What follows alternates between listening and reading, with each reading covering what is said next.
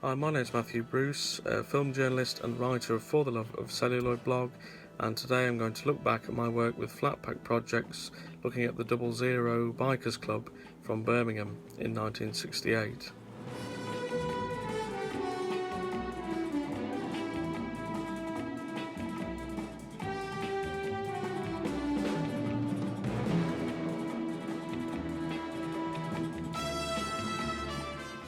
The 1960s as a decade represents perhaps one of the most transitory time periods in this last century.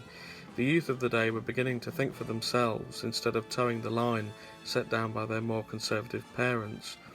Out of gloomy post-war austerity was born sexual liberation and an unprecedented and explosive pop and fashion culture. However, these newfound freedoms came at a great cost. While the year 1967 connoted the summer of love, it was a mere year later that rioting and restlessness became the order of the day. For many, the mention of 1968 conjures up images of Parisian streets awash with students fighting armoured police. However, my recent work as a researcher with Flatpack Projects Digbeth, looking at a project entitled Birmingham 68, has made me something of a revisionist. As a team, our aim was to look intently at what 1968 meant to Birmingham, whose history from that time is greatly overshadowed by the likes of Paris, and at best is dominated by the infamous event of British politician Enoch Powell delivering his anti-immigration Rivers of Blood speech. The focus of my research, along with my colleague Joe Giorgio, was exploring the 00 Club, an organisation set up by Reverend David Collier in 1966 at the still active St Basil's Church in 1960s Derrit End, next door to Digbeth. The aim of this organisation was to provide a place where the unattached of Birmingham, particularly youths facing various kinds of hardship, could meet in safety and security. The club was domesticated with the addition of various features such as a coffee bar, pinball machine, TV set and music equipment. Collier's premise was that this be a place for Birmingham youth, run by Birmingham youth, with a focus on minimal intervention on his part and other people working in a religious capacity. The 00, so called because its members felt that according to society they were worth less than zero, was given a biker's theme and became very much a place for lads and lasses to display their bikes and foster relationships through this common interest. That said, the 00 Club was not completely secular, as attested to by Collier in his own fascinating book entitled 00, 5 Years with Rockers and Hells Angels in an English City, published by Fontana Books in 1973. According to the book, Collier would preach from time to time, and sadly he would have to officiate at many biker funerals where they had met with terrible accidents on account of their speed and general daring. Collier reports that indeed many of the young bikers who claimed to have no religious affiliation were quite overcome with emotion. If they did not have a religious experience, at the very least they felt a collective spirituality which came from their love of bikes and their kinship with other riders.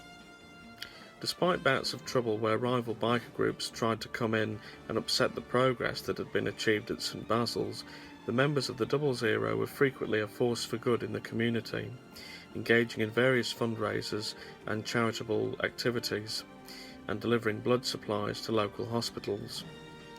Moreover, the club came to the attention of a cultural studies student at the University of Birmingham, Paul Willis, who later went on to achieve eminence in his field. He made the 00 one of the foci of his PhD thesis, which looked at the behaviours of the group, particularly their relationship with music. This is somewhat tangential, but it is interesting to look at the wider biker culture of the 1960s, a reaction to the perhaps more popular, more conservative mod culture. There were a proliferation of so-called biker movies in the late 60s and early 70s, many of which were evidently made on a shoestring budget.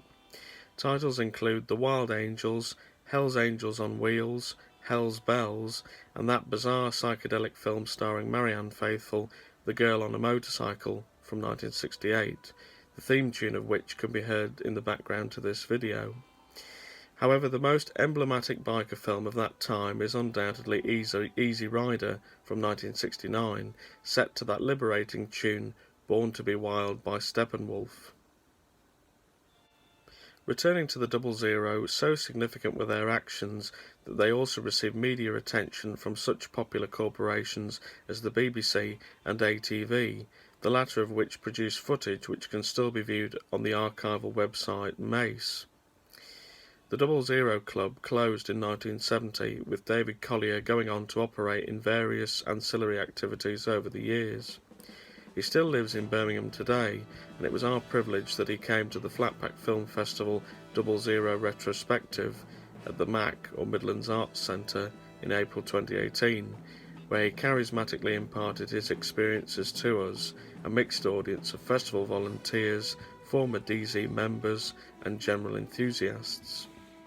Although a number of original DZ members, now into their 70s, appeared to be shouting at and taunting David Collier in the audience, I quickly realised that it was all in jest.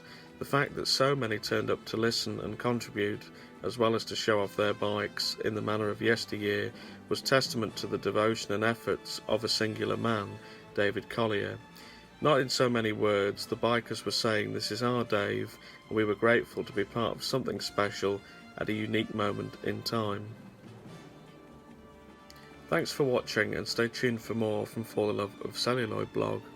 A book looking at the research I did with Flatpack Projects, entitled This Way to the Revolution by Ian Francis and Edward Jackson, is available now. Links to the book and other useful information can be found in the video description.